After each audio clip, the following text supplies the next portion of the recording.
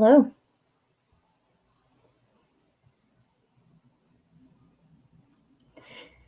I hope you're all having a wonderful Friday. Um, it's been quiet over here, except for the um, trash people. Yeah, they're picking up our trash cans. Today, we are reading the last 3 chapters of Rebel. So, final episode. It makes me sad. But yeah.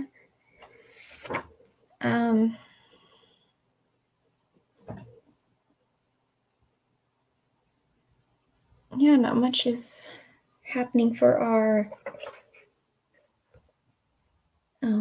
main character. They have gone through the first 4 days of the festival in this one town, one village. And in this reading, this episode, they are going through the last day of the festivals, and then they're going around to the rest of the villages. So you won't see as much in-depth action at each village that you have for Wednesday's reading, that you did for Wednesday's reading. But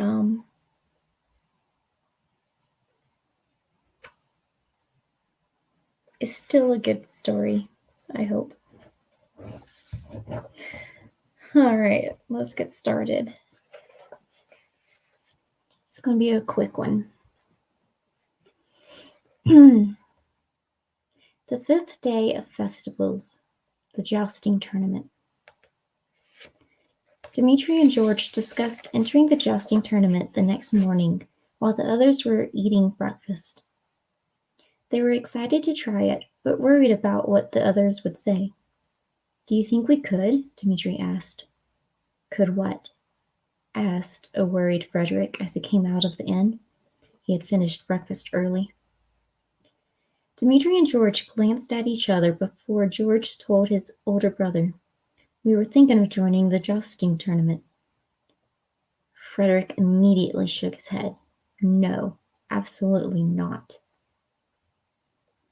Dimitri opened his mouth to ask for permission, but Frederick interrupted him. "I will not face the woman's wrath just because you two want to knock people out of their saddles," the young king said to discourage the two. George sighed. He didn't want to get on the wrong side of his mother, sister, or sister-in-law. "All right, I won't join in." Dimitri bowed his head in frustrated acknowledgement. He didn't want to have Katerina mad at him. Fine. The rest of the group came out of the inn at that moment, and there was no more talk about joining the tournament. Katerina asked, "What's the plan for today?" Frederick replied, "There is a jousting tournament during the day and a banquet tonight." He looked at his wife. "Will you be able to handle the tournament today?" "I think I'll be fine, Frederick." Natalia smiled at his concern. She loved him so much. He was kind, caring, gentle, and a fair ruler. Already she could see the type of king he was going to be. The people loved him. Katerina laughed and said, "I didn't think that I would like jousting tournaments, but the last one I went to wasn't bad. I hope this one is better." She absently thought of the person who took her to her first tournament and frowned. "Don't worry about him," Dimitri said, wrapping his arm around Katerina's shoulders. "He isn't worth it, and we want to have a good day today." You're right, Katerina smiled at her fiancé. It wasn't nice of her to think of some other guy when her fiancé was right here. She walked with the rest of her family and Dmitri to where the tournament was being held. They sat kind of high up, watching as people got ready to start. Katerina said, "I'm glad you aren't participating." She was talking to Dmitri, but her eyes were on the lances. Dmitri hesitated briefly before saying, "Yes, well, I didn't think it was a good idea." Frederick and George raised their eyebrows at him, but thankfully no one said anything. "Yes, I wouldn't want you hurt. This is dangerous. Someone could poke your eye out." Katerina shook her head. Her eyes were on two boys who were fooling around down by the tents. Dmitri smiled warily, reaching out to grab her hand.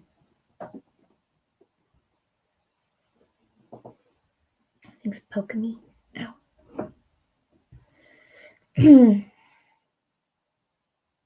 They watched as the person in charge walked to the center of the jousting track to let them know that about the tournament and how it would work. Dmitri glanced at each of the men that were getting ready to compete and thought they looked bored, but that could have just been his imagination. He waited for the first two competitors to go on their horses and be handed their lances. "Does it look like they are bored and resigned to this?" Katerina asked, watching the two slowly walk their horses over to the start of the track. The two guys saluted with the lances and got ready to go. "That's what I was thinking," Dmitri nodded. He watched the two men nudge their horses into a gallop, and soon they collided in a crash of wood against the shield. Neither man flew out of their saddle, and they went back to the start of the track. Katerina nodded. She watched as they got ready to go again, but this time when they collided, one guy's lance shattered, and they both went back to the start of the track. Katerina watched as they started again, and as they collided, she saw one competitor fly out of his saddle and hit the ground hard. Her eyes widened as the guy slowly sat up. He was okay. Frederick watched as the next few matches seemed to be too tame, almost as if they were staged, and stood up. The current match stopped as everyone stared up at him. Frederick walked down to the man in charge of the tournament and spoke quietly to him. Then the man paled, and Frederick walked back up to his family. "We should have a good show now," he said. "Why was he staging the matches?" Katerina asked her oldest brother. Frederick looked over at her and said, "He wanted one of the guys to win, so he was threatening the other guys to purposefully lose at certain times." He sighed. "I think it was his nephew that he wanted to win. It doesn't matter now, because the entire competition will be restarted." "You did the right thing, dear," said Lonnie to her son. "I agree." Natalia smiled at Frederick. "Great job, honey." She kissed his cheek. Then they turned back to the field where a new person was taking control of the tournament. The new guy spoke. "Due to the unfair working behind the scenes, I will be taking over for the tournament. Thanks to the quick actions of King Frederick, may his reign be long, the tournament will restart and the true talent of the men will be shown." The man bowed to the royal family, and the tournament began again. This time, the tournament was a lot more fun, and the men that were participating were animated as they had fun as well. With each pass of the competitors, the crowd went wild. They booed if a competitor committed a foul, and they cheered when someone they liked won a match. Katerina was enjoying the tournament now that the cheating was over. She leaned over onto Dmitri's shoulder as she watched. They laughed in amusement when the two who had just finished their match started roughhousing, heading back to their tents to cool off. The two guys seemed to be really good friends.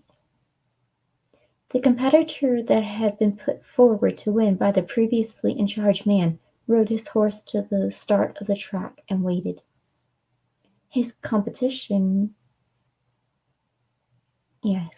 got ready as well, and they started to race towards each other. They collided, and the one guy's lance hit the other guy's side, creating a bruise. Katerina winced in sympathy. That looked like it hurt a lot, but the injured man waved off his helper and went for the second pass. This time the injured man flew from his saddle when his shield was hit. He got back up for the third and final pass, but this time something went wrong. The other guy's lance slid up the injured guy's shield and straight at the injured man's face. The whole crowd gasped as the lance went through the eye socket. Katerina's hands covered her mouth in shock and horror. A tournament that was supposed to be fun was now a horror show. The match was over, but as people rushed over to the injured man, the winner of the match looked upset that no one was applauding him. Katerina noted all of this as she ran forward. She and her mother got there to help the guy if they could. The injured man was rushed to the medical tent, where they would try to save his life, even though they would not be able to save his eye. The man was laid down on a cot, moaning in pain. Lonnie and some of the guys surrounded him as Lonnie tried to stem the flow of blood after the lance had been removed. Katerina had tried to follow her mother, but a man's hand had stopped her. She looked at the hand and her gaze followed the arm up to the winner of the match. He was smiling down at her. "Hey, little lady. How about we go celebrate my victory? I can make it worth your time." Katerina was pissed. How dare he proposition her and even act like nothing was wrong? He put a man's eye out, and now he couldn't even call it an accident, since he was acting like this. "Excuse me? Did you really just say that to me?" Her voice came out like ice. The nephew of the man previously in charge of the tournament and the winner of this match laughed. "Of course. Wouldn't you like to go have some fun in my tent, just the two of us?" Her fist connected with his face, making a harsh, impacting sound. Katerina heard some people cheer as she pulled her hand back and shook it. Her left hand was not her dominant hand, so it hurt when she punched the creep. Katerina spoke again as she wrenched her arm away from his grasp. "Don't you ever speak to a woman like that again, especially not your princess." His eyes bugged out when she mentioned that she was a princess. She was a princess and still punched him? The guy stared at her, clutching his jaw where she had punched him, as another guy walked over to her. "Are you okay, Katerina?" Dmitri asked. "I'm fine, Dmitri," she replied, stepping into his arms.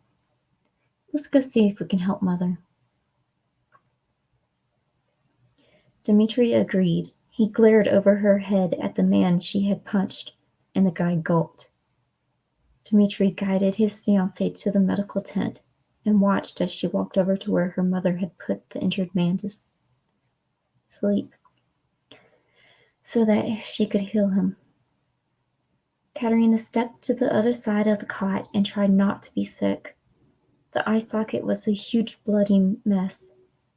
Her mother was cleaning the wound before starting on stitching the veins closed, and then the eye was sewn shut.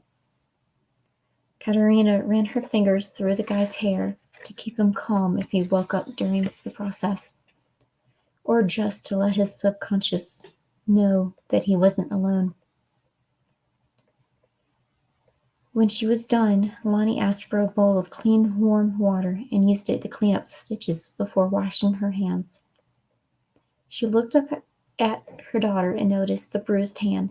Katerina, what happened to Katerina? Then she saw the bruise in the shape of a hand around her arm. And your arm? I'm okay, Mother. I just had an altercation with the winner of the match.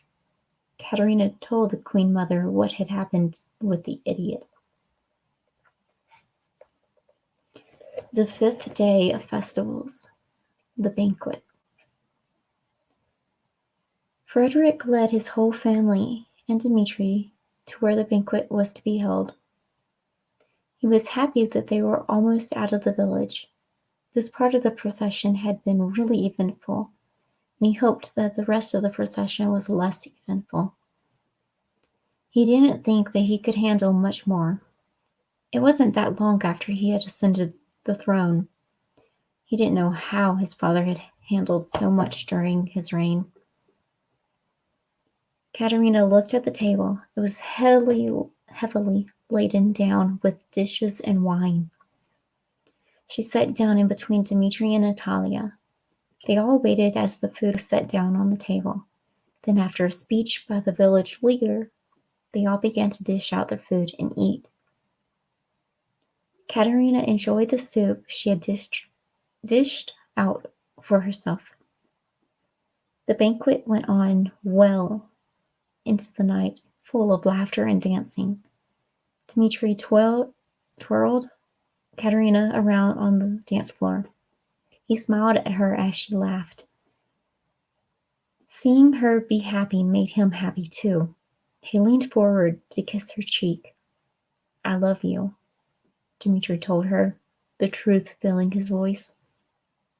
His warm brown eyes shined with faith that everything would eventually be okay. I love you too. Katerina's voice trembled with feeling. She couldn't believe that the man in front of her loved her so much. She couldn't believe that he had stood next to her throughout the entire journey thus far. The journey to find out who threatened her family and the procession that they were on now. Thank you for being there through everything. Thank you for your support when we found out that Eduardo betrayed us. Thank you for your support when Father died. It was no trouble, Dmitri replied. I was just happy to be there to help, and I'm always going to be here. I promise that I will always be willing to help you with whatever you need. I will support you in sickness and health, with whatever project you want to work on, and whenever we have arguments. Yes, I'll still support you even if I don't agree with you. Katerina giggled. She gave his lips a gentle, loving kiss. She thought herself lucky to have such a wonderful fiancé. A throat clearing had Katerina pull back. It was Frederick. Katerina grinned at his light flush.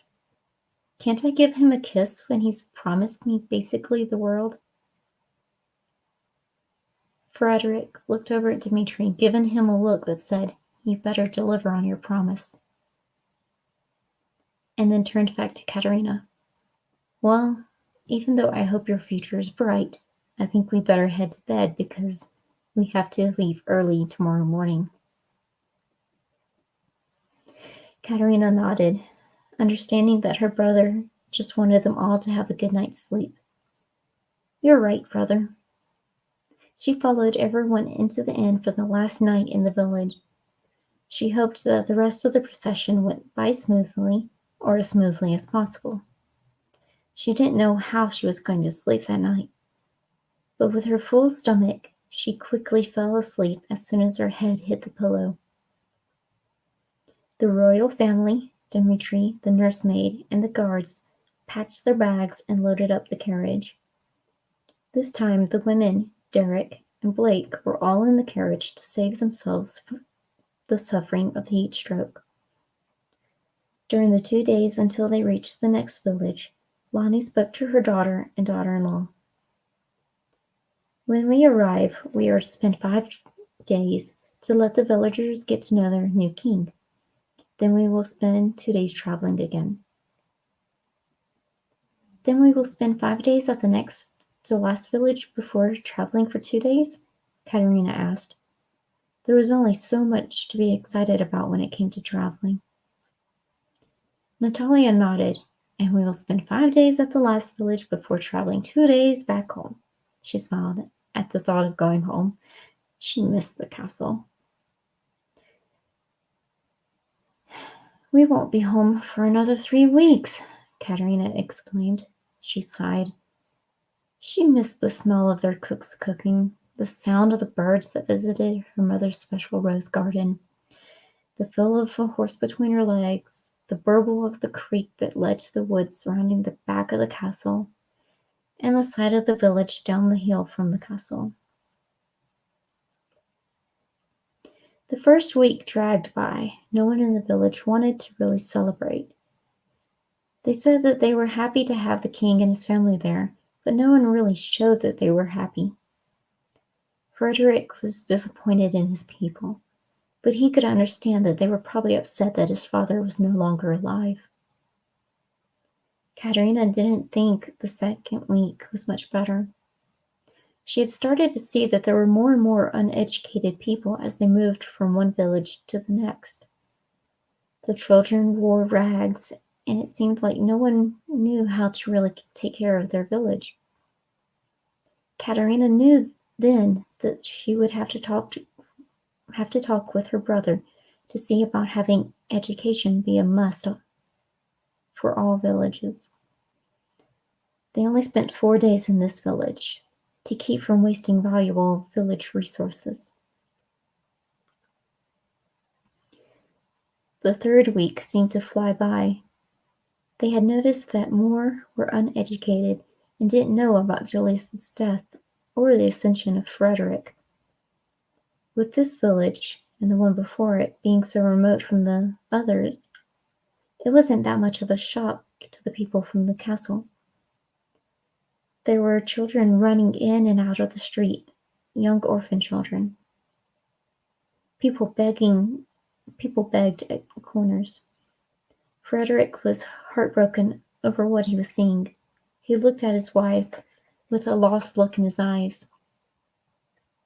"Let's go home, and after the trial we can figure out a way to fix the education issue." Natalia agreed, looking around. Children surrounded Katerina and Dmitri, and Natalia saw them try to discreetly fill from money pouches before coming up empty.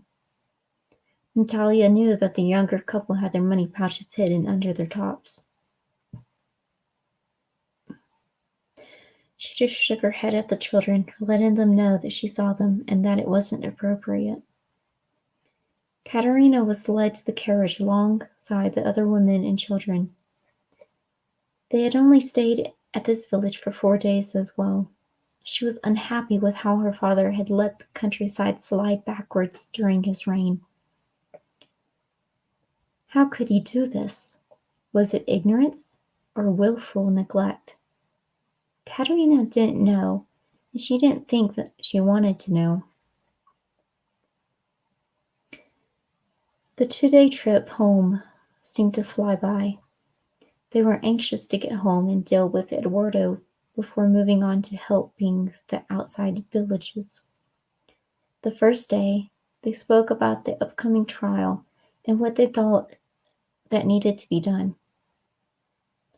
They would have to have the Pope there to see the truth about Eduardo's part in the treasonous murder of Julius Peterson. That night, the procession huddled around fires to discuss what they had seen in each village. They had many different experiences in some cases, and had plenty to discuss. The next day, they continued on the way to the castle. Many of them were still feeling uneasy about what they had seen and about what would happen when they arrived at the castle that night. They were tired from the month-long procession. Ow. Missing prisoner. The day after they returned to the castle after the procession, Frederick called for the Pope to arrive by that night. He wanted the Pope there to show that he was making the right choice in God's eyes. He also wanted to show that he was a just ruler. Maybe banishment would suit the Pope and the Church.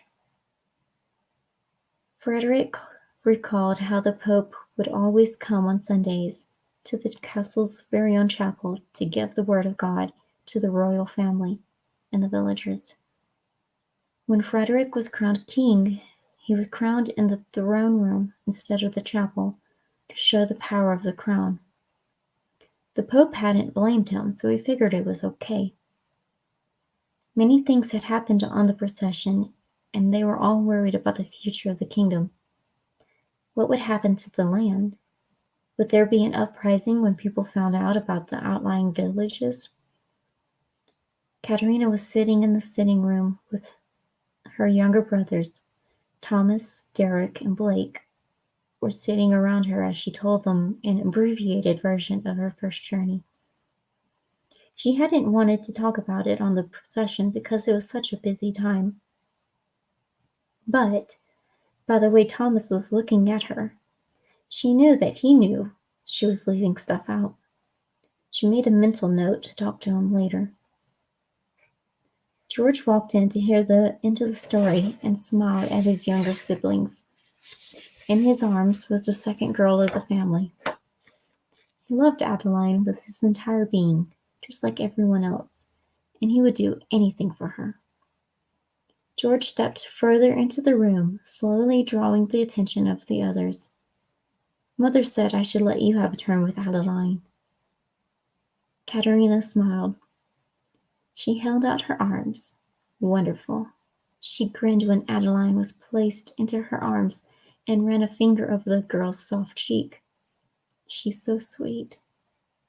Except when she dirties the nappy, said Derek with his big brother's disgusted voice. Katerina, George, and Thomas laughed softly. Katerina got her laugh under control enough to say, "You were the same way. I remember George changing your nappy and being disgusted too." The look on Derek's face, a look of horror, made her laugh a little more. George just looked at her. Katerina smiled at him in apology, and he nodded. "Did you find a girl while I was away, brother, or during the procession?" She hadn't been able to ask him earlier, before the procession, because she had other things to think about. "No," George said. "Then again, I haven't looked. I want to possibly look elsewhere." "Well, you have Eduardo's country to look at, or Dimitri's." Katerina frowned. It wasn't like he had such a great selection to choose from. "I'll find the one someday." And that was the end of the conversation. The Pope arrived that night and was given a room right away. Katerina brought him food herself, and she spoke to him about the procession while he ate. She wanted to know what they should do about the uneducated and the begging. "Maybe, my child, we should speak to God about this problem and see what he says," the Pope replied. When he was done eating, he led her in a prayer to seek guidance. When they were done, they crossed themselves and parted. Only time would bring God's answer to the oldest princess, the Pope thought. The next morning, when everyone was getting ready for breakfast, Frederick called for the guards to bring up Eduardo. He waited for the guards, but when they came back, the prisoner was not with them. "Where is he?" Frederick asked. "We don't know, sire," said one of the guards. "He escaped and has killed his guards." They were unsure of when the prisoner had escaped, but knew that this was bad. Frederick's face grew darker, and he stormed into the breakfast room. "Eduardo has escaped," his voice rang through the dining hall as he stormed up to the table. His extended family stopped eating as they stared up at him. "We must find Eduardo at all costs. He must be tried for his crimes." "He might have gone back to his grandfather, though." "Yes, Katerina had told him about their relationship. Katerina spoke up. Let us send the knights to find and bring him back. We must have justice for the wrongs he has done. She nodded at the agreement she received from George and Dmitri. Yes, I think I will. Not all of them, Frederick said, but some. He knew that he had to act now. This was his second act as king, and he had to prove to his people that he was going to be a good king. He turned to the guards that had come with him. Grab a few knights and go after him. Try to bring him back alive, but if that is not possible, leave him with his family. Before the men could leave, Frederick added, Don't set out to kill him. You need to put him on trial. The two men nodded and bowed to their king. Then they left. Frederick sighed. He couldn't believe that someone had escaped from their dungeons. What were they going to do now? He talked it over with his wife, and she had some advice for him. Well, Natalia said, we could worry about this until it's over, or we could focus on the family this weekend. She smiled. What do you think? He took a deep breath. Maybe you were right, Natalia. Frederick shook his head. All right, let's just focus on that first. Then, when we hear back from the knights, we can deal with Eduardo then. He smiled at his lovely wife. Wonderful idea, love. Katerina smiled at her brother and sister-in-law. Wow, she wanted a love like that. She looked at Dmitri and noticed that he was looking at her at the same time. She smiled at him. Maybe we can have something like that? She asked shyly. Dmitri chuckled. He leaned over and whispered into her ear. We can have everything we work towards. Whatever we want to do, we can do. He smiled. He was going to enjoy life here. Dmitri then had to ask, Did you have any ideas about the outer villages? Katerina nodded. I was thinking that we should make sure that each village has a school and an orphanage. That way, less people will be uneducated and they won't starve as easily. The end. Oh, I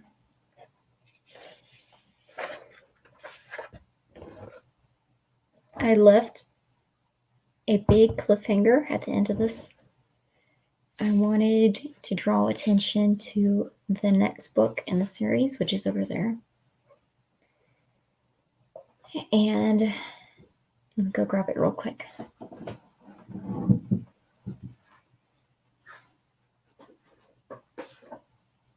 I've got my little fuzzy robe up here to wrap up in.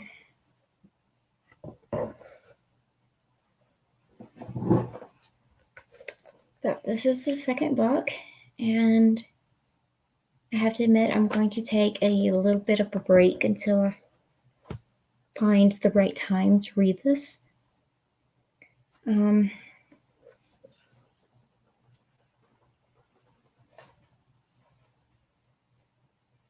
is slightly thicker than the first book, so that's good.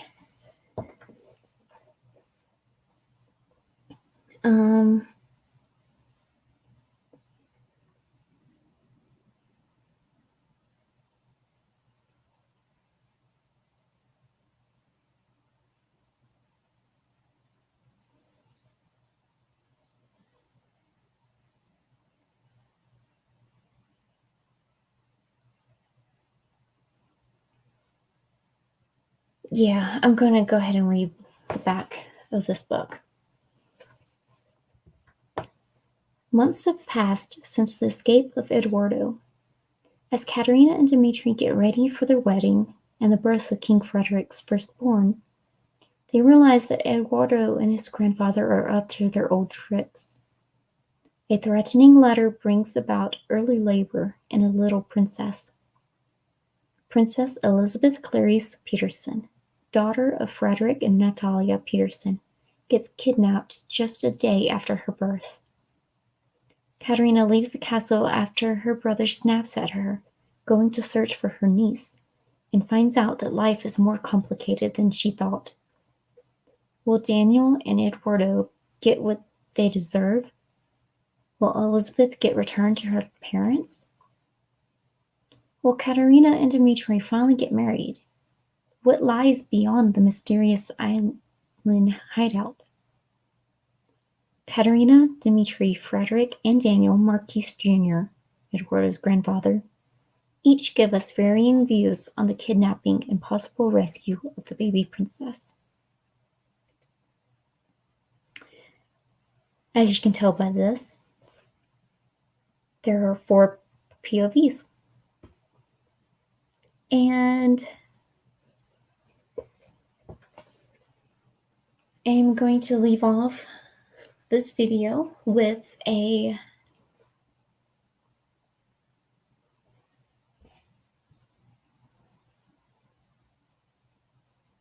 note that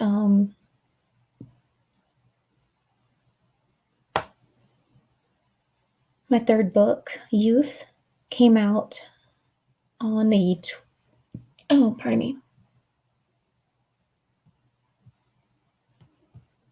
on the 24th. So it's been out for 6 days. I'm kind of excited.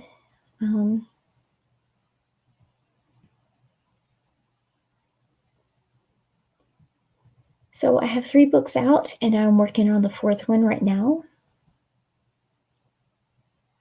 I'm a little nervous, you know. I can't wait to see how everyone likes all 3 of my books.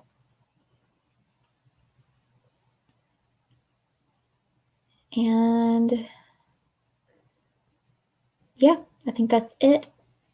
It's 1:37, and that is the end of my 1st book. All right, so I shall see you when I see you. I'm going to take a little break to write and reset. And then I will start reading order. All right. I love y'all. I hope you have a wonderful day, morning, afternoon, evening, night, wherever you are. And I shall see you next time. Bye-bye.